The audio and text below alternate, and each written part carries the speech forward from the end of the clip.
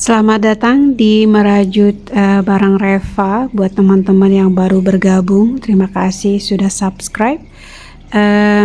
Ini di video ini saya akan menjelaskan beberapa macam benang ya, benang-benang yang dipakai buat rajut. Yang pertama ini adalah bahannya katun.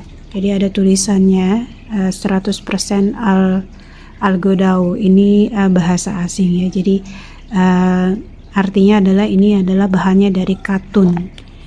Jadi 100% katun, itu lembut, bisa dipakai, bahan-bahannya bisa dipakai pada saat musim panas gitu. Jadi tidak, masih adem gitu kalau dipakai. Kalau untuk bahan katun gitu ya. Cuman ya itu kelebihannya adalah dia kaku dan agak sedikit berat kalau menurut saya ya. Dan dia itu tidak kalau di baju itu cepat lusuh, tidak bersinar atau mengkilap kayak gitu. Tapi enak dipakai, nyaman gitu ya. Ini juga macam-macamnya juga. Ini dari bahan katun juga. Terus kemudian ada yang namanya bahan akrilik.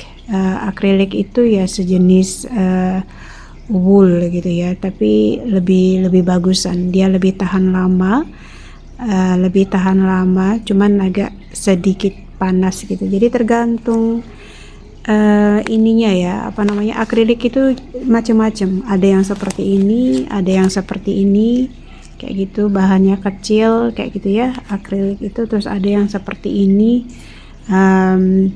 Ini agak murah ini harganya yang ini. Jadi dia kalau dipakai itu agak panas ya. Kalau untuk latihan belajar itu yang model-model begini juga nggak apa-apa, kecil gitu. Beli satu aja udah cukup untuk latihan gitu ya. Terus kemudian yang tidak disarankan kalau untuk masih belajar itu yang ukurannya kecil kayak gini, karena nanti kalian bakalan kesulitan.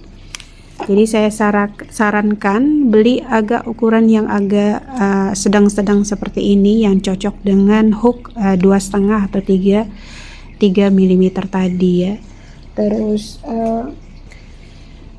ini juga saya ingin menjelaskan, ini juga namanya bahannya akrilik, tapi dia high quality, jadi kualitinya bagus.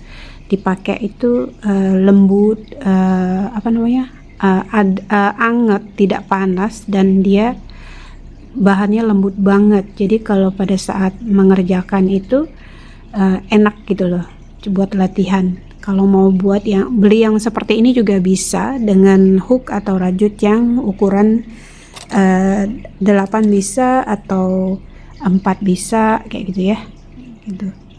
Untuk yang besar kalau buat latihan gitu ya. Katun, akrilik, terus kemudian ada wool gitu ya. Kalau saya jarang pakai wool karena di sini tidak cocok, terlalu panas gitu ya. Pilihannya adalah akrilik atau katun. Terus kemudian ini polyester. Ini bahannya polyester. Ini biasa dipakai untuk rajut tas.